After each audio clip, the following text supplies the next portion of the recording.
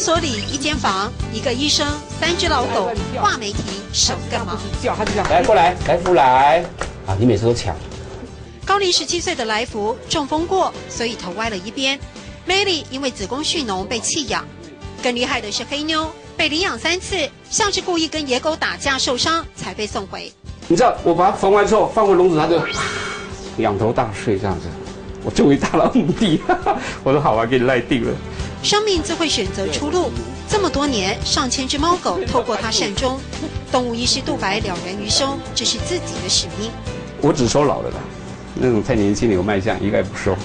杜白的动物养老院里，还有下巴断了被丢弃的猫咪、老和尚，车祸断腿的姑娘，都要在这里安享天年。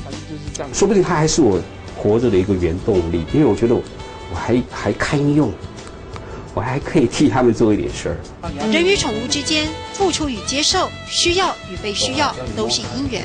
杜白如是看，以修行的心态坦然面对。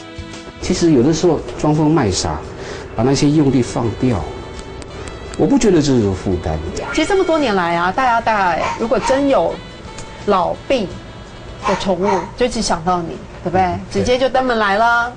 耐得好吗？可以应付得来吗？当然没问题，当然没问题。当然没问题。对，我们听到海陆跟四线两种，懂也没问题。这个没问题的背后，其实是要有很强的意念支撑啊。这么多年，可能大家都问杜医师，怎么老负担别人不能负担或不愿意负担的呢？但其实有很强的宗教信仰，有很豁达的观念，随缘是最重要。而且以这些动物作为一个媒介，让大家知道了悟生死，其实也就是一门功课而已。唔耐得好冇，懂也冇问题。唔耐得好冇，懂也冇问题。